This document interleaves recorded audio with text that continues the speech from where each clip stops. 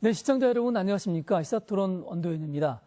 지난 9월 30일의 일이었죠. 전라북도에서 정말 안타까운 사건이 발생했는데요.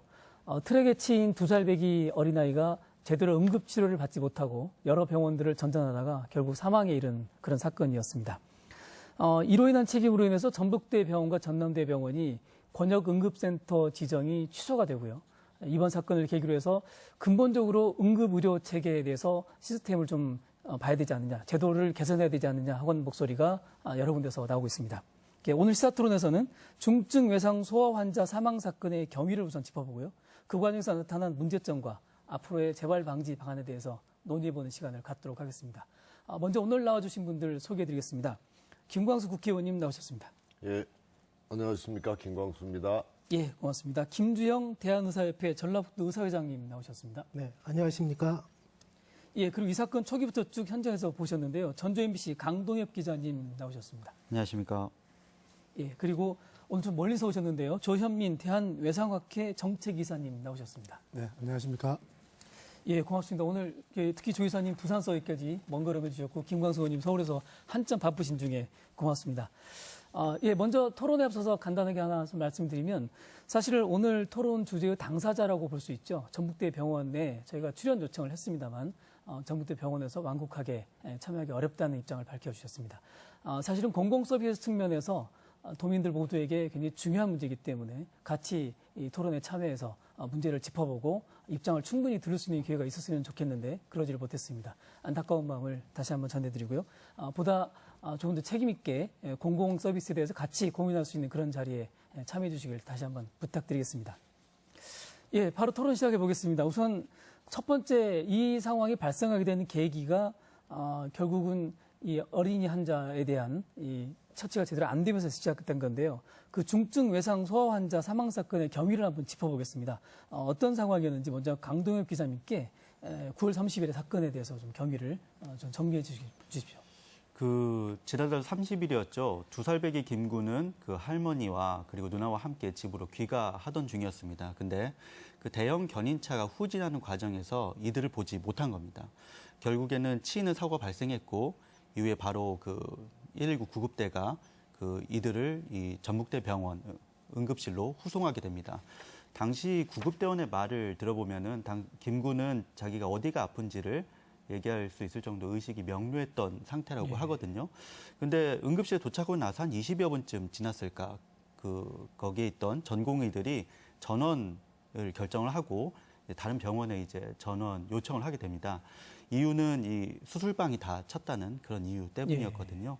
그래서 전원을 계속 요청을 하는데 그때 당시 김군 상태가 이제 급격하게 내상을 입었기 때문에 골반 쪽에 내상을 입었기 때문에 상태가 급격하게 안 좋아지는 상태였고 전원을 하는데도 그 다른 병원에서도 역시나 마찬가지로 어려운 입장을 표명하면서 계속 골든타임을 놓치게 됩니다. 결국에는 12시간이 지나서야 그 수도권의 한 병원에서 전원을 받게 되고 수술을 했지만 그 다음날 새벽 결국 안타깝게도 그렇게 숨지는 그런 일이 발생을 했습니다. 예, 그렇군요. 충분히 초기 대응이 잘 이루어졌으면 좋은 결과를 낼 수 있었을 텐데 그래 못했다는 거고요. 이 사건이 결국은 전국적으로도 큰 뉴스가 됐습니다. 김광수 의원님께서도 아마 이렇게 보셨을 텐데 초기 대응부터 마지막까지 아주 이렇게 총체적으로 난국이었다 이런 지적이 있는데요. 어떻게 보고 계셨습니까? 우선 환자 사고가 났던 것이 아까 강 기자님 말씀하신 대로 5시거든요. 예. 그리고 이제 아주대병원에 도착했던 것이 11시 5분, 밤 11시 5분. 그러니까 약 6시간 5분 정도를 환자가 방치되어 있었다고 보는 거죠. 가장 큰 문제가 전북대병원이 이 환자를 과연 옮겨야만 했는지, 말하자면 전원 조치가 타당한 건지 그 문제하고, 그다음에 다른 병원, 다른 응급센터에서 미수용했던, 받지 않았던 이유가 타당한 건지, 그리고 이 과정 속에서 소위 중앙응급의료센터의 상황실은 적절하게 기능했는지, 작동을 제대로 했는지 이 문제하고, 또 한 가지 문제는 환자가 병원에 도착해서 이송 전까지 적절한 응급조치나 적절한 환자에 대한 처치가 이루어졌는지, 이런 문제를 좀 총체적으로 봐야 될 것 같습니다. 그런데 그런 문제들이 각각 다 부실하고 문제가 좀 있었다라고 하는 거죠. 다 미흡했다라고 보는 거죠. 그래서 이런 안타까운 사망 사건이 발생했는데 어쨌든 전체적으로 한번 짚어보고 다시는 이런 문제가 이런 비극적인 문제가 발생하지 않도록 시스템을 갖추는 문제를 정말 심각하게 고민해 봐야 된다 이렇게 생각하고 있습니다. 예, 한국의 의료 기술 또는 의료 산업으로까지 생각을 하고 있는데 굉장히 높은 수준에 이르렀다 이런 이제 평가를 저희가 받고 있지 않습니까? 그럼에도 불구하고 이런 일이 벌어졌는데 우리 김정 회장님, 네. 이게 이제 그 의료 장비가 없거나 또는 뭐 시설이 낡아서 뭐 이렇게 됐다고 한다면 저희가 뭐 참 여러 가지 생각이 올 많은데 이게 그런 게 아니고 응급 상황에 대한 대응이 제대로 안 됐다 이런 문제에서 발생한 거란 말씀이죠. 네. 예, 인재다 이런 이야기인데 어떻게 보셨습니까? 네, 먼저 말씀드리기 전에 이 사건으로 인해서 피해를 입은 그 2살박이 어린이하고 그 할머니에 대해서 심심한 위로 말씀을 먼저 드리겠습니다. 예. 특히 우리 전북 의사회 대표로서 위로 말씀을 먼저 드리고요. 방금 우리 김광수 의원님께서 전반적인 그 문제를 지적해 주셨는데 저는 한마디로 말씀드리면 응급 의료 시스템에 문제가 있었다 그렇게 말씀드리고 특히 제가 볼 때는 전원 시스템에 예. 문제가 좀 있지 않았나 그런 생각을 갖게 됩니다. 덧붙인다면은 시간적으로 주말이고 금요일 날 저녁이고 또 하필이면 주말 중에서 5시, 6시 끝나가는 시점이거든요. 예. 주중에서 주말로 그런 시점에서 우리 의료진들도 의료팀들도 약간 주말에 대한 회의감이 좀 있을 수도 있고요. 세 번째로는 의료기관들의 책임의식이 좀 부족하지 않았나 그런 생각을 하게 됩니다. 예, 그렇군요. 예, 참 불운한 상황들과 여러 가지 조건이 겹쳤는데 조현민 이사님, 네. 예, 부산서 멀리 새벽에 오셨는데, 예. 예, 고맙습니다. 그 사고를 당한 아이가 초기에 정확한 진단을 받고 초기에 좀 이렇게 처치가 됐으면 좋았을 텐데 그러지 못했다 이런 지적도 있습니다. 예, 중증 외상 진단에서 어떤 상황들인지 한번 설명을 좀 부탁드립니다. 네, 뭐 저도 이제 외상을 하는 전담 의사로서 예, 굉장히 좀 안타까운 일이라고 생각을 하고요. 앞으로 이런 일이 다시는 발생하지 않아야 된다고 생각을 하고 있습니다. 우선 민건 같은 경우에는 3가지의 약한 고리가 다 이제 걸리면서 생긴 문제라고 생각합니다. 지금 사회자분 지적하신 대로 우선은 이게 중증 외상 환자가 집중적으로 치료받기 위한 권역 외상센터라는 게 이제 저희가 이제 설립이 돼서 운영이 되고 있는데 그쪽으로 일단 이송이 되지 못했던 점.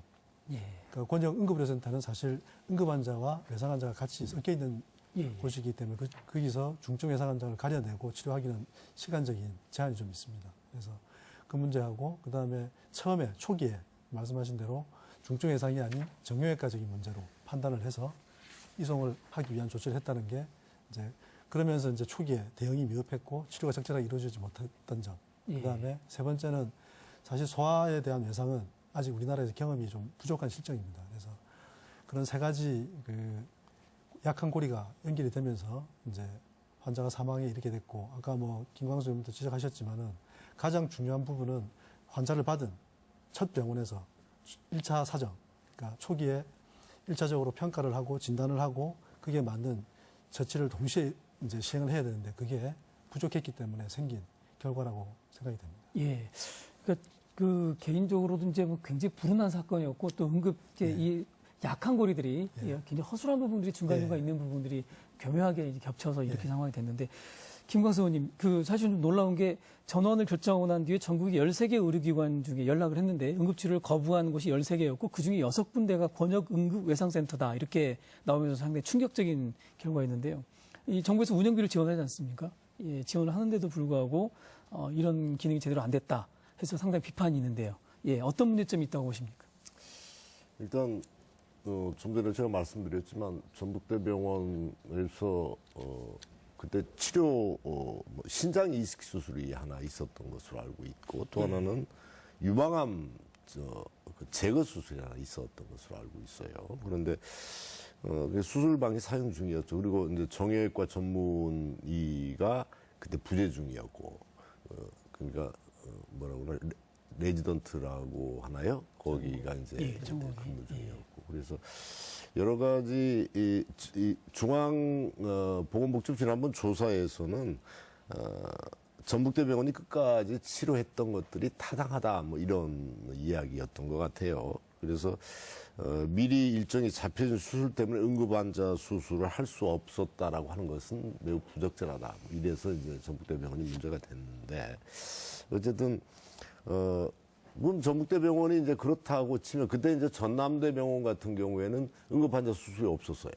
근데 안 받았단 말이죠. 그런데 그 과정 속에서 정확한 그 병원 간의 응급의료센터 간의 커뮤니케이션이 제대로 안 됐던 측면이 있었던 거죠.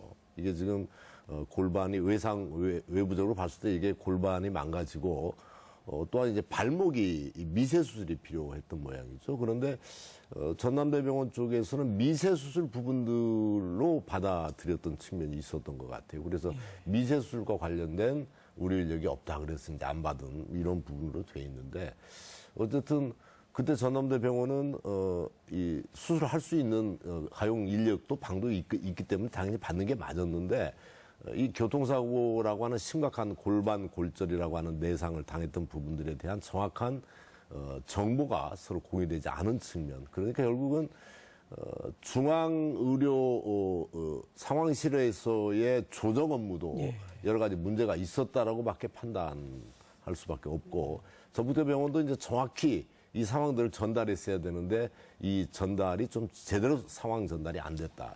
많이 좀 허술했던 거죠, 말씀하시죠. 네, 의원님 말씀에 제가 조금 추가적으로 말씀을 드리면 이제 지적하신 대로 전남대병원에 정확하게 2번의 그 전원 의뢰를 했습니다. 저희가 확인한 바로는 첫 번째는 이제 말씀하신 대로 이제 민간군이 이제 왼쪽 하지에 아래쪽에 개방성 골절, 그러니까 골절이 이제 표면으로 튀어나오는 개방성 골절이 있었고 이제 발가락이 거의 절단된 상태였기 때문에 이제 초기에 처음에 전남대병원에 전원 의뢰를 한 거는 권역 응급의료센터로 전원 요청을 했습니다. 그쪽에 혹시 이런 그 소아 개방성 골절과 뭐 발가락 절단에 대한 수술이 가능한지 이제 문의했을 때 그쪽에서는 야간에 그런 뭐 소아 수술이나 미세 수술을 할 수 있는 의사가 없다는 이유로 이제 전원을 못 받겠다고 이제 했습니다. 2시간 정도 지난 다음에 상태가 좀 악화돼가지고 그때는 이제 이 골절 문제가 아니고 아까 말씀하신 대로 이제 그 뭐 골반골 골절에 의한 안의 내상 때문에 이제 출혈이 진행되고 하면서 상태가 이제 악화돼서 그때 이제 전화를 다시 했습니다. 이게 보니까 오픈북 타입, 그러니까 책이 펼쳐진 것처럼 이제 골반이 이제 깔리면서 이렇게 많이 벌어진 거죠. 그런 좀 심한 골절이 있고 상태가 안 좋다. 그때는 이제 권역 외상센터로 이제 그 전원을 요청했습니다.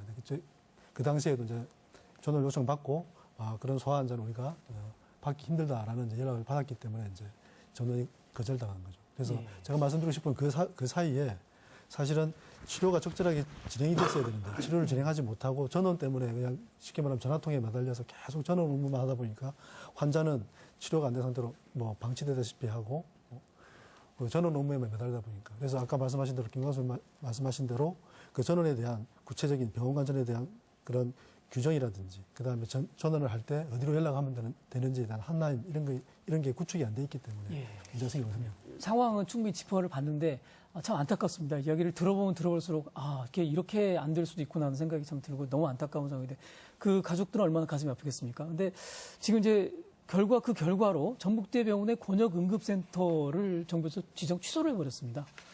사실은 이게 과연 적절한 거냐 이런 좀 고민도 있고 과연 이런 방식으로 하는 게 옳은 건지 김광수 의원님 어떻게 평가하십니까? 보건복지부 결정에 대해서.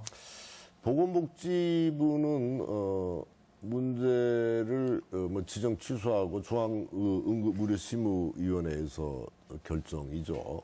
보건복지부 장관이 위원장으로 있는 심의위원회에서 결정하고 이제 최종 결정권자는 보건복지부 장관이죠. 그런데 사실은 중앙의 그런 보건복지부의 아까 말씀드린 대로 중앙의료원 응급의료센터는 제대로 작동을 했는지 그리고 제도나 시스템이나 이런 부분에 전반적인 문제는 없는지 이런 부분들에 대한 제도적인 개선점 그다음에 이런 게 이제 계속 생기지 않습니까? 계속 생기면 이런 문제에 대해서 그때그때 그냥 응급처치로 끝나고 이런 것들이 아니고 최소화시킬 수 있는 어떤 제도적인 시스템을 어떻게 마련할 것인가 하는 것에 대한 중앙정부 차원의 큰 틀의 고민 이런 것들이 있어야 되는데 이건 이제 행정처분으로 응급의료센터 지정 취소 이렇게 결정을 내리는, 물론 잘못한 부분들에 대해서 행정처분을 받는 것은 당연하다고 생각을 합니다.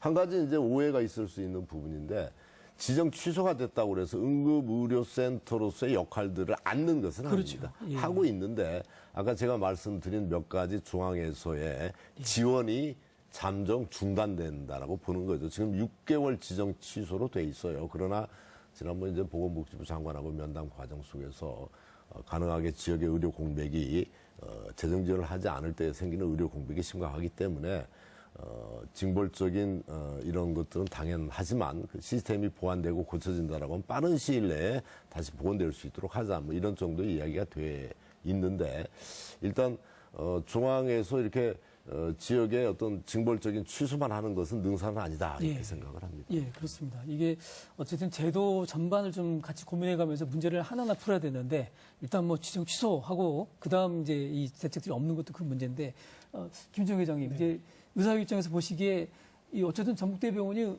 권역 응급센터의 기능은 물론 이렇게 하고 있다고 하더라도 지정 취소가 되면서 상당한 이 영향이 있지 않겠습니까? 나쁜 영향이 있을 텐데 의료 공백도 있을 수 있고요. 어떻게 전망을 하십니까? 네, 유일한 지금 전북 지역에서 권역 응급센터가 전북대학교 한 군데이거든요.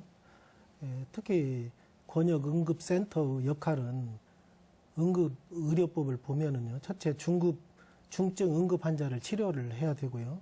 두 번째로는 방금 우리 김광수 의원이 지적하셨듯이 대형 재해, 또 뭐 예를 들면 최근 일어나는 지진, 이러한 것들이 일어날 때 응급 의료를 지원을 해야 됩니다. 의무적으로요. 그다음 세 번째로는 응급 의료 종사자에 대한 교육 또는 훈련을 담당을 해야 되고요. 네 번째로는 각 지역에서 올라오는 응급 환자를, 중증 응급 환자를 또 의무적으로 받아서 치료를 해야 됩니다. 그러면은 정부에서 이렇게 취소를 하면은 이 네 가지 사항을 할 수 없는 상황이 되지 않습니까? 그렇다고 해서 우리 지역에 또 다른 권역 응급센터가 있는 것도 아니고, 이론적으로는 그렇게 되겠지만 다행스럽게 우리 전북대학교에서는 이럼에도 불구하고 권역 응급센터 지위는 유지하면서 전북 우리 도민 응급 환자는 받겠다, 그대로 받겠다, 그런 선언을 하셨습니다. 충분히 이해하고 또 환영할 만한 얘기고요. 단지 전북대학교 병원에서 피해를 입을 수 있는, 손해를 입을 수 있는 것들은 방금 의원님께서 말씀하신 정부 보조금, 네, 그다음에 응급 환자에 대한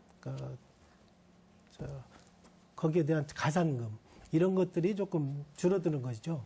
그러므로 인해서 6개월 동안 그러한 가산금 또는 보조금을 못 받게 되니까 경제적으로 조금 어렵지 않겠습니까? 그래서 이러한 것들이 조금 더 오래 가지 않도록 전북대학교 병원 측에서도 이런 시일 내에 이러한 것들을 조금 준비해서 갖춰 나가고, 또 정부는 정부대로 전북도민 200만을 위해서 좀 빠른 시일 내에 다시 재심사를 해서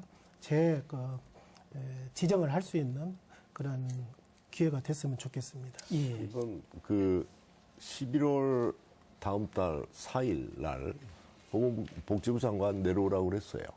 와서 전북대 병원 관계자들하고, 그다음에 이번에 이제 문제가 됐던 전남대병원, 그다음에 을지병원 다 오라고 그래서 지역의 이제 응급의료센터의 그동안의 문제점이나 이런 개선 방안, 이런 부분에 대해서 지역 현장 와서 좀 토론을 해라. 중앙에서 책상머리에 앉아서 정책 내지 말고 현장의 실정을 정확히 듣고 보완 대책을 마련하는 게 필요하지 않냐. 그래서 내려오라고 그랬고요. 가능하게 중앙응급의료심의위원회를 올해 안에 다시 열어서 지금 지정 취소는 6개월로 돼 있지만 빠르게 회복될 수 있는 부분들을 마련하겠다. 단 전북대 병원이 문제가 됐던 부분들에 대해서 보완을 하는 것을 전제로, 전북대 병원도 지금 한 150억 정도를 신규 투자해서 의료센터를 새롭게 다시 좀 정비하고 이런 문제가 다시 재발하지 않을 수 있는 시스템을 좀 만들겠다, 뭐 이렇게 하고 있어서 일단 복지부 장관이 11월 4일 날 내놓으면 이런 부분들의 전반적인 것에 대해서 한번 점검을 하고 새롭게 빠른 시일 내에 지역 응급의료센터를 복원할 수 있도록 이렇게 한번 해보겠다 예. 이런 생각을 갖고 있습니다. 예, 그렇군요. 야, 좀 전에 우리 김주영 회장님께서 말씀하시면서 전라북도에 이 권역 응급의료센터가 전북대병원 하나밖에 없지 않습니까? 이 강두희 기자님, 사실은 이게 이제 좀 여러 군데 있었으면 이렇게 그렇게 안타까운 사건이 일어나지 않을 수 있도록 할 수도 있었을 텐데, 이게 너무 이렇게 편중되는 거 아니냐, 이렇게 업무가 좀 과중한 거 아니냐, 이런 지적도 있습니다. 어떻게 보셨습니까? 전북대 권역응급의료센터가 지정된 게 지난 2000년이거든요. 예. 그동안에 16년이 지났고 당시 2000년 당시에는 광주라든지 전남, 대전에서도 똑같이 한 곳씩 문을 열었던 상태였습니다. 그동안에 이곳들은 한 곳씩 더 문을 열면서 분산 진료가 가능했거든요. 예. 이걸 바꿔 말하면은 전북대병원은 한 곳밖에 없기 때문에 몰릴 수밖에 없었다는 거죠. 전북 지역에서. 환자들이. 예, 예. 아까 저기 의원님께서도 말씀하셨듯이 지난해만 온 환자가 3만 1000여 명입니다. 3만 1000여 명 엄청난 숫자거든요. 예. 보건복지부에서 응급실 과밀화 지수를 지난해 판정을 해봤더니 서울대병원 다음으로 가장 많은 140%를 기록했거든요. 한마디로 말해 병상이 부족하다는 얘기입니다. 그래서 항상 10,000원이고 북새통이고 이런 상황이었거든요. 이를 다시 또 얘기하면은 그만큼의 환자는 기다린 시간이 길다는 얘기죠. 그래서 기다린 시간은 무려 18시간 지난해 보건복지부 네. 조사 18시간이나 됐습니다. 이거는 전국 평균이 6.9시간이었거든요. 그럼 3배 가까이 더 기다린다는 거죠. 이렇게 되면은 의료진들은 환자들이 경증이든 뭐 중증이든 분간 없이 들어오기 때문에 환자들 나름대로도 의료진 나름대로도 고충이 있을 거고 환자도 의사 얼굴 보기 힘들다라는 불만이 나올 수밖에 없습니다. 결과론적으로 보면 제때 진료를 받지 못하는 그런 악순환이 계속되는 이런 문제점이 있었던 거죠, 전북대병원. 예, 그렇군요. 가장 중요한 문제군요. 이렇게 이 환자들이 몰려올 때 적절한 치료를 해줄 수 있는 인력과 시설이 돼 있느냐. 근데 너무 과밀하고 지금 집중될 수밖에 없다. 이런 상황도 참 큰 문제인 것 같습니다. 한 가지 예. 제가 그 말씀을 한번 드렸는데 꼭 그 권역별 응급의료센터로만 전원을 해야 되는지. 그래서 여기는 이제 응급의료센터는 전북대병원 한 곳밖에 지정이 안 돼 있지만 아마 2018년에 원대 병원들도 지정 예정으로 있고 또 지역에 우수한 인력을 가지고 있는 뭐 예수병원이나 이런 것도 있습니다. 그래서 응급의료센터는 아니지만 수용할 수 있는 여건이 되면 그런 곳으로 옮기는 것도 필요할 텐데 왜 꼭 그 권역별 응급의료센터라고 하는 곳만 집착하고 이렇게 옮기느냐. 환자가 위중하면 예. 위중한 데는 응급 이송을 할 수 있는데 뭐 이런 이야기도 했습니다만 그런 부분에 대해서는 어떤가요? 강 기자님하고 김광수 의원님 지적하신 네. 대로 굉장히 큰 문제입니다. 전원이라는 부분이 사실 전원이라는 게 언뜻 생각하면 이제 작은 병원에서 큰 병원으로만 옮기는 것만 생각하시는데 사실 이제 전북 지역을 놓고 볼 때 전북대병원이 가장 최고의 병원으로서 최후의 병원으로서 역할을 한다면 사실 그게 아까 말씀하신 대로 과밀화된 그리고 충분히 이제 2차 병원에서 치료할 수 있는 환자를 다 분류한 다음에 그 환자들을 적절하게 분산할 수 있는 그런 권한을 줘야 되거든요. 그래서 그런 권한을 줬을 때 말씀하신 대로 이제 이미 인력도 다 배치되어 있고 병원이 이제 시설도 다 이제 있으면은 그 환자들을 받아서 치료를 할 수 있도록 이제 요청을 할 수 있고 요청을 받았을 때 반드시 이제 받는다면 그런 과밀화 부분들을 사실 전북대병원이 아까 말씀하신 140%가 넘는 과밀화 지수를 보인다고 했지만 다른 전북 지역에 있는 웬만한 2차 병원들 그러니까 중증이라고 의심이 됐지만 실제로 이제 검사를 해보니까 중증이 아닌 경우도 생길 수 있지 않습니까? 그런 경우에는 이제 큰 병원에서 작은 병원으로도 보낼 수 있는 전원 시스템이 구축이 되지 않으면 이런 과밀화 문제는 해결될 수가 없습니다. 지시죠. 예. 말씀하세요. 지금 전원 시스템이 예를 들면 시군에 있는 응급의료기관이 있습니다. 예.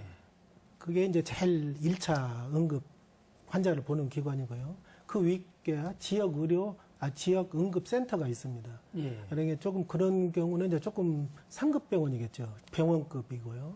그다음 여기서 해결을 못하는 환자들은 지금 우리가 토론하고 있는 전북대병원 권역의료센터로 응급센터로 후송을 하게 돼 있는데 저도 이번에 좀 아쉬운 느낌을 드는 게 의원님 말씀처럼 2명 환자가 지금 중환자로 들어왔거든요. 예. 그러면은 한 명 정도 예를 들면 2살 배기 아기는 좀 잡고 예. 열심히 한 팀이 거기에서 치료를 하면서 또 한 팀은 할머니거든요. 노인이니까 그도 가까운 데가 예수병원이 있으니까 예수병원으로 전화를 해서 좀 물어서 거리 후송을 했으면 어떻겠는가 이런 그런 참 안타까운 그 마음을 갖게 됩니다.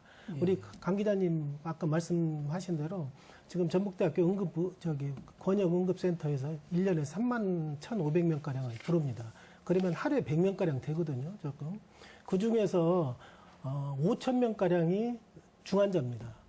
그래서 전국에서 2위 정도로 중증 환자가 많다는 그 평가를 했다는 말씀도 들었고, 하루에 후송되는 환자가 1년에 후송되는 환자가 10,000명 정도 됩니다. 그럼 3만 명이면 3분의 1 정도 되잖아요. 예. 그럼 10,000명이면 하루에 몇 명이 들어옵니까? 하루에 20-30명이 들어온단 말이거든요. 응급 그렇죠. 센터로 예, 전북대학교 병원으로. 그러면 전북대학교 응급 의료센터에서 이 많은 환자를 과연 해결할 수 있는지, 그러한 능력이 있는지, 그것이 좀 의심스럽고, 아까 그 의원님께서 우리 전북 지역에는 권역응급센터가 한 명, 전북대학교 병원 하나고요. 외상센터가 원광대학교 병원에 지정이 작년에 됐습니다. 그래서 지금 그 건설 중인데, 설치 중인데 아마 2018년 정도 제가 알기로는 그 개원 예정이라고 합니다. 그러면은 적어도 앞으로 1-2년 동안은 계속 이러한 그 의료 굉장히 많은 중환자들이 넘쳐날 텐데 과연 어떤 그 시스템을 가지고 후송을 해서 우리 전북 지역 도민의 건강을 책임질 것인가, 이런 것에 대한 중앙에만 이렇게 의뢰해야 할 것이 아니고 전북 지역 응급 지원 위원회랄지 이런 것들도 좀 만들어서 거기에 대해서 좀 심도 높은 토론을 해서 해결할 수 있는 방안이 마련됐으면 좋겠습니다. 김 회장님 말씀하셨으니까 저도 좀 덧붙이면은, 지금 아까 말씀하신 도내 할 수 있는 응급 그 체계들이 있습니다. 아까 그 응급 의료기관이 14개가 있고요. 그리고 지역 응급의료센터가 7곳이 있습니다. 그러니까 총 21곳이 있는 거죠. 이곳들의 관리는 전라북도가 하고 있습니다. 그래서 이번 일을 계기로 이런 전북대병원과 그리고 지역 응급의료기관 간의 그런 네트워크 체계나 이런 거를 도가 한번 좀 상의해 볼 필요가 있지 않나 이렇게 생각합니다. 예. 그러니까 그런 거죠. 예를 들어서 사고가 났을 때 바로 예수병원이나 이런 좀 응급의료 권역별 응급의료센터는 아니지만 이런 곳으로 왔다. 그러면 여기서는 환자를 받을 수 있는 시스템만 돼 있으면 받아서 했을 거고, 그 상황이 조금 위중해서 도저히 더 상급병원으로 옮겨야 되겠다 그러면 의뢰를 했을 거고, 이런 과정이었을 텐데, 처음부터 이제 전북대 응급의료센터로 가니까 이게 지금 권역별 전국의 응급의료센터끼리만 환자를 전원 이송을 협의를 하고, 이 내부에서는 전원 협의가 안 된 거죠. 그런데 제가 의료적으로는 정확히 전문 지식이 없어 모르겠지만 가능한 부분들이 있지 않았을까 하는 생각이 드는 거죠. 그래서 그런 지역 내의 응급의료 환자에 대한 전원 시스템도 좀 고민할 필요가 있겠다. 그것을 국가적인 차원에서 좀 말하자면 응급의료 권역별 응급의료센터나 외상센터끼리만 이렇게 하는 것이 아니고 지역 내 상급병원들 간의 관계나 이런 부분도 좀 체제 정비를 할 필요가 있겠다, 이런 생각이 들더라고요. 그게 이제 이번에 이를 계기로 봤을 때 이제 전북 지역에서 수용이 안 돼서 전남권이나 아니면 경기권으로 이렇게 보내는 권역을 이제 넘어선 경우에는 중앙 전원 조정센터가 필요하겠지만 그 기능을 하겠지만, 사실 중앙 그 전원 조정센터 같은 경우도 좀 시범 사업을 하고 있거든요. 그러니까 서울, 경기하고 대구 지역까지만 이렇게 시범적으로 운영을 하고 있어서 아직 체계가 완전히 갖춰진 게 아니기 때문에 좀 문제가 생겼었고요. 그래서 지금 말씀하신 대로 권역에서 발생한 문제는 의원님이나 강 기자님 말씀대로 이게 그 권역에서 책임지고 환자를 가장 잘 아는 병원이 권역에 있는 그 센터이기 때문에 어느 병원에서 지금 수술할 수가 있고 어느 병원에서 지금 중환자실 비용 이런 걸 다 파악하고 있기 때문에 그런 환자들을 가장 적절한 치료를 받을 수 있는 곳으로 전원을 보낼 수가 있거든요. 그런 전원 업무를 권역 그 센터에서 책임지지 않으면 환자를 효율적으로 치료할 수 없는 구조라고. 근데 저희가 궁금한 게, 상식적으로 권역 그 응급센터의 체계 속으로 들어가 버리면 그 안에서 이제 권역끼리만 된다는 말씀이잖아요, 지금 상황이.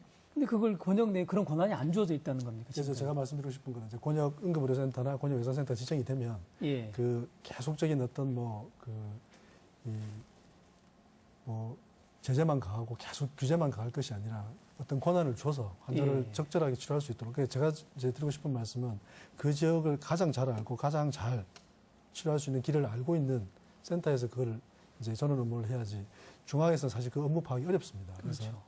그 서울 경기 쪽은 모르겠지만 이제 전북 지역이나 지역별로는 그 지역에 있는 그 센터에서 그 업무를 이제 주관을 하고 그 업무에 대한 권한과 책임을 동시에 주는 게 필요하다고 생각합니다. 예. 아, 이야기를 들어보면 들어볼수록 이렇게 문제가 상당히 심각한 문제들이 아주 근본적으로 있구나 이런 생각이 듭니다. 저희가 어쨌든 뭐 이제 이 권역응급센터에 대한 고민들을 같이 나눠봤는데, 제가 이제는 좀 문제를 해결할 수 있는 방법들을 갖고 또 고민을 좀 해봐야 될 것 같습니다.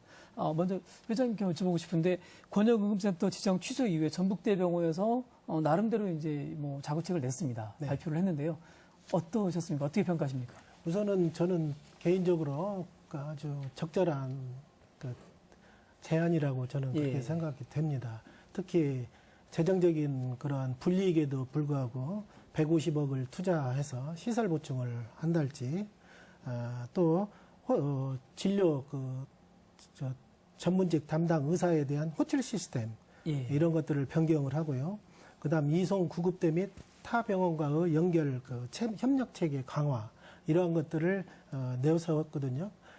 그렇지만은 이 뭐 선언하는 의미로 이렇게 세 가지를 발표했다면은 안 되겠지만 예. 그래도 적어도 이러한 세 가지를 대해서 얼마나 성의껏 그렇게 성의껏 이룰 수 있는가 거기에 대한 기대를 해봅니다. 특히 우리 전라북도에서는 권역응급센터가 16년 전북대교 16년 전에 지정이 돼서 오직 한 군데이지 않습니까? 그래서 거기에 대한 노하우도 제일 많을 것이고 또 해결책도 제일 많을 것이라고 생각이 되기 때문에 저희들은 일단 믿고 예. 또 우리 의사회에서도 그런 것들을 해결해 나가는데 최선의 노력을 다할 것입니다. 예, 뭐 전북대병원에서 이 사건을 통해서 본인 이게 병원 측에서 충분한 고민을 했을 거라고 생각이 드는데요.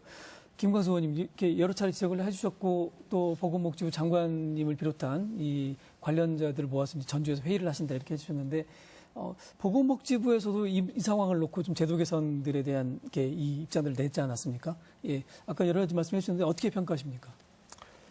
일단 제가 말씀 저번에 드렸는데 뭐 정부 보건복지부는 이게 꼭 그 갑의취해서 이거 뭐 제재만 하고 이렇게 할 징벌만 내리고 이렇게 할 것이 아니고 예, 보건복지부가 전체 응급 의료 시스템이 정말 우리나라 국민적으로 잘 작동되도록 제대로 참 설계하고 제대로 잘 운영하고 있냐 하는 부분들에 대해서 스스로 자성해 봐야 된다. 뭐 이런 생각을 갖는 거죠. 그래서 그 문제에 대해서도 국정감사에서 이야기를 했고 그래서 복지부 장관 현장 와라 해서 현장 탁상머리에 앉아가지고 제도 설계하지 말고 현장에 와서 현장의 목소리를 듣고 현장의 문제점들이 뭐가 있는지 좀 파악해서 제도 개선에 좀 반영을 하고 이렇게 하는 것들이 필요하다. 그래서 이제 내놓기로 했고 이번에 이제 아까 말씀드린 대로 문제가 된 전남대병원, 을지병원 다 와라 와서 정말 적나라하게 이 그동안의 응급의료센터가 가지고 있었던 문제점들이나 이런 것들 또 현장에서 조금 도와줬으면 정책적으로 좀 개선해 줬으면 하는 부분들에 대해서 이야기를 하고 이런 간담회를 한번 갖자 이렇게 한 거죠. 그래서 지금 보건복지부가 제 역할을 못하고 있는 건 사실이에요. 솔직히 이야기하면. 예.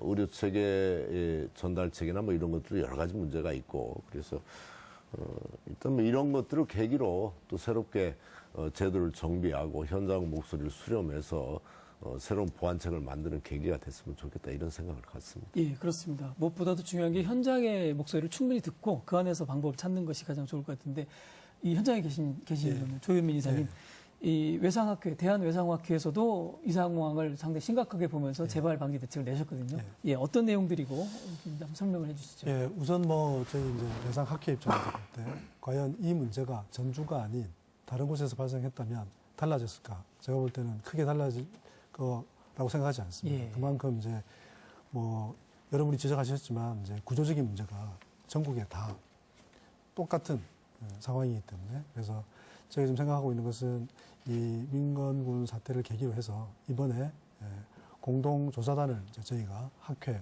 대한외상학회, 대한응급의학학회, 대한정형외과학회, 유관학회를 중심으로 공동 조사단을 꾸리고 예. 그다음에 사고 현장에서부터 이송 과정, 그다음에 이송 후에 병원에 도착해서부터 초기에 평가, 처치, 그다음에 전원할 때까지 이제 치료 과정에서 문제가 없었는지, 그다음에 전원은 적절했는지 이런 거에 대한 거를 저희가 학회 차원에서 그 전문가를 중심으로 문제 파악을 한 다음에 거기에 대한 그 학교 차원에서 재발 방지책, 대책을 이제 저희가 수립해서 보건복지부에 정식으로 건의를 할 계획입니다. 예, 저희가 이제 시간이 상당히 지났습니다만 마지막으로 한 가지 문제만 좀 짚어봐야 될 것 같습니다. 제가 이제 전원 시스템을 이야기하면서 사실 중요한 문제 하나가 외상 인력의 문제도 있다는 지적이거든요. 이 외상 인력 긴급한 상황에 대처할 수 있는 전문가들이 부족하다는 지적인데 김광석 의원님 이 문제를 좀 어떻게 보고 계십니까? 보건복지부에서도 이런 부분에 걱정을 좀 하고 있죠. 중증 외상 근무 좀 깊이가 많죠. 예. 그래서 의료 인력 예. 처음부터 양성할 때. 예. 그러니까 지금 의료 공백이 좀 생기는 곳들이 몇 군데 있어요. 예를 들어서 산부인과 같은 경우도 심각하더라고요. 말하자면 이 개원을 해도 어려운 거죠. 예. 환자 수가 감소하면서. 근데 여기는 이제 중증 외상 환자 같은 경우는 너무 힘든 측면이 좀 있죠. 예. 수요는 많은데 좀 깊이 하는 게 좀 많은가 봐요. 지원이 좀 많지 않고 지금 현재 14개 권역 외상센터 전담 지원 전문의가 많지 않더라고요. 제가 보니까 199명 그렇게 나와 있어요. 이게 좀 심각한 문제입니다. 예. 국가적으로 이렇게 뭐 지금이야 뭐 평상시니까 문제가 없는데 이게 좀 국가적인 어떤 재난 상황이나 이렇게 간다라고 하면 이게 심각한 문제거든요. 그래서 이 국가적인 차원에서 이 인력을 양성할 수 있는 제도나 시스템을 만드는 것도 큰 문제겠다. 이게 좀 기피를 많이 할 수밖에 없다라고 하면 그 기피 원인이 뭔지 그 기피를 기피하지 않을 수 있는 어떤 보완책이나 어떤 인센티브나 이런 것들을 어떻게 국가 차원에서 마련할 건지 이런 것을 좀 고민해야 될 시점이 아닌가 이런 생각이 듭니다. 현장의 이야기를 좀 들었으면 추가적으로 좀 제가 말씀을 드리면 사실 이제 뭐 3D 업종 예. 하듯이 예. 의료계에서도 이렇게 중증 외상을 보고 이제 뭐 24시간 뭐 365일 이제 당직 체계가 돌아가야 되고 그다음에 뭐 응급 수술 뭐 환자가 또 좋지 않은 상태에서 뭐 굉장히 힘든 수술을 해야 되는 예. 그런 특히 이제 야간에 주로 이루어지는 이런 수술들이 굉장히 이제 체력적으로 힘들고 뭐 그렇기 때문에 더 편한 걸 찾는 뭐 젊은 세대에서는 기피하는 게 당연하다고 생각합니다. 근데 이 문제에서 해결책이라고 한다면 저는 이제 뭐 우선 먼저는 외상에 대한 인식부터 좀 달라져야 되지 않느냐. 그러니까 외상은 뭐 그냥 추가로 아무나 할 수 있는 뭐 내가 뭐 외과 의사면 외과 뭐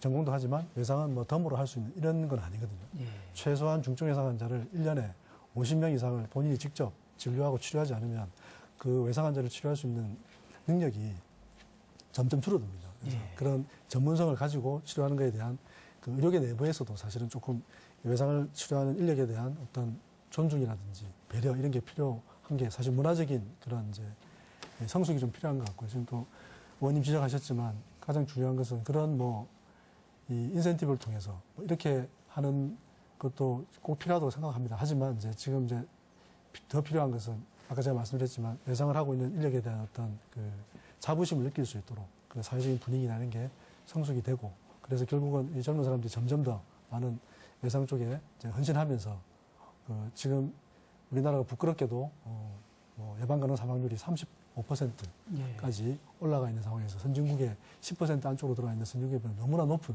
그러니까 쉽게 말씀드리면 이 죽지 않아도 될 환자들이 이런 인민공구 사태처럼 이렇게 어이없이 죽어나가는 이런 일이 없도록 하는 게 굉장히 중요하다고 생각합니다. 그래서 인센티브라든지 제도적인 뒷받침은 반드시 이루어져야만 앞으로 이게 외상 사업이 지속 가능한 예. 걸로 갈 수 있지 않겠습니까? 예. 국가 차원에서 이런 외상외과 세부 전문의의 양성 프로그램을 따로 좀 만들 필요가 있을 것 같아요. 예. 지금으로서는 뭐 자부심도 이게 피 묻히고 수술하는 게 쉬운 일입니까? 그리고 거의 뭐 항상 대기 상태이고 24시간 이러기 때문에 정말 3D 업종으로 기피 업종이 되어버렸는데 그런 것들이 좀 국가적인 차원에서 마련이 필요하다 이런 조금 더 생각입니다.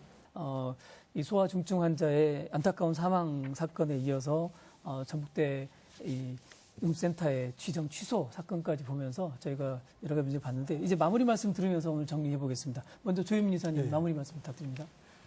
예, 이번 인공구 사태를 계기로 해서 저희가 지금 이제 외상학회 입장에서는 이런 이제 중증 외상 환자들이 똑같은 일로 사망하지 않도록 가장 중요한 것이 재발 방지를 위한 대책을 수립하고 그 대책이 지켜질 수 있도록 저희가 아까 여러 가지 얘기가 나왔지만은 이제 제도적인 뒷받침도 저희가 있어야 되겠지만 저희 자체적으로도 그 외상 환자에 대한 교육, 특히 이제 소아 외상에 대해서는 지금 외국 같은 경우에는 소아 외상센터가 따로 있습니다. 그러니까 성인 외상센터와 소아 외상센터를 따로 두고 왜냐하면 소아가 성인과 전혀 다른 외상 기전을 보이기 때문에 똑같은 손상이라도 해부학적으로 나타나는 손상 부위도 다르고 그다음에 보상 기전이 굉장히 부족하기 때문에 조금만 상태가 악화돼도 급격하게 나빠질 수 있는 상황이기 때문에 거기에 대한 그 경험이라는 게 부족하면 사실은 환자를 놓치기가 쉽기 때문에 그런 게 필요하긴 한데 지금 저희 입장에서 소아외상센터를 따로 만들기는 재정적인 부담이 너무 크기 때문에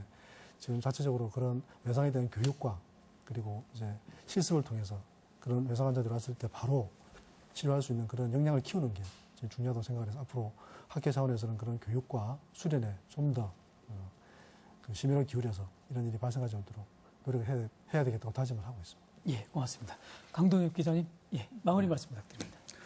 그 실력이라는 게 생각나거든요. 실력이란 거는 비상 상황에서 얼마나 그걸 적절히 대처를 해 나가느냐가 진정한 실력인데 김군의 사례를 봤을 때는 우리의 의료 실력이란 게 조금은 그 목표에 도달하지 않았지 않나라는 그런 생각이 많이 듭니다. 이거는 복지부가 그 시스템은 갖춰놓고 그러니까 구조적인 시스템을 갖춰놓고 소프트웨어적인 체계적인 면에서 관리가 너무 좀 등한시하지 않았느냐 이런 생각이 들고요. 충분히 막을 수 있었던 안타까운 사고를 막지 못한 데 대해서 안타까움이 많이 드는데 중요한 건 김군의 골든타임은 비록 놓쳤지만 다른 전북 도민의 다른 골든타임이 아직 많이 남아있거든요. 그런 골든타임을 다시는 놓치지 않기 위해서라도 이번 그 사례를 계기로 다시 한번 응급 시스템에 대한 전반적인 개선과 노력이 필요해 보입니다. 예, 고맙습니다. 김지용 회장님. 네. 일단 우리 지역에서 이런 일이 발생한 것에 대해서 죄송하다는 말씀을 드리고요. 6개월간 지정 취소는 됐지만은 우리 전라북도 의사회와 전북대학교 병원과 유기적인 관계를 가져서 6개월 내에 빠른 또 의원님 말씀대로 6개월 이전이라도 좀 다시 재지정될 수 있도록 최대한 저희들도 노력을 할 것이고요. 만약 6개월 동안이라도 의료 공백이 발생하지 않도록 저희들도 최선을 다하겠습니다. 예, 고맙습니다. 김광수 의원님. 예, 11월 4일 날 보건복지부 장관 온다고 했고 와서 현장의 목소리 듣고 전체적인 시스템 개편에 대해서 심각하게 고민하겠다 이렇게 했고 응급의료센터 지정 취소와 관련해서는 가능하게 올해 안에 다시 중앙의료심의위원회를 열어서 다시 재지정하는 쪽으로 하겠다. 단 아까 이야기한 대로 전북대병원이 보안이나 이런 부분들을 마련한다는 전제하겠다. 이렇게 서로 내부적으로는 양해가 됐고 이야기가 되고 있습니다. 그래서 도민 여러분께서 의료하시는 심각한 의료 공백 이런 것들이 나오지는 않을 것이다 이렇게 생각하고 단지 이제 이번 일을 계기로 이런 불행한 일을 계기로 해서 앞으로 이런 일들이 다시는 재발하지 않을 응급 의료 시스템을 어떻게 정비하느냐 이런 것들에 같이 힘을 모으고 고민하겠습니다. 예, 고맙습니다. 오늘 저희 시사토론에서는 중증 외상 소아 환자 사망 사건을 그 경위를 짚어보고요. 전북대병원 권역응급센터 지정 취소에 대한 이 대책들을 같이 토론해봤습니다. 재난은 이유 없이 다가오고 또 예고 없이 다가오고 누구나 올 수 있는 상황입니다. 그런 재난 상황들에 대한 가장 중요한 대처를 하는 곳이 바로 이 권역응급센터 또는 외상센터가 되겠습니다. 그러나 이런 사건들이 이번 사건을 겪으면서 다시는 일어나서는 안 되겠다. 모든 도민들에게 반드시 이런 사건들에 대해서 적절하게 대응하고 또 대비할 수 있는 그런 시스템을 갖춰야 되겠다는 생각을 해봅니다. 오늘 토론을 통해서 확인하는 건 여러 가지 문제가 있겠다는 생각이 듭니다. 전북대병원뿐만이 아니라 구조적인 문제, 또 보건복지의 정책 문제, 또 인력 양성 문제까지 아주 다양한 문제들이 오늘 제기되었습니다. 이런 문제에 대한 토론들을 또 대책들을 앞으로 계속해가면서 좋은 방안을 찾아내기를 바라봅니다. 오늘 시사토론 여기서 마치겠습니다. 함께 참여해주신 패널 여러분들 감사드립니다. 그리고 시청자 여러분 고맙습니다. 안녕히 계십시오.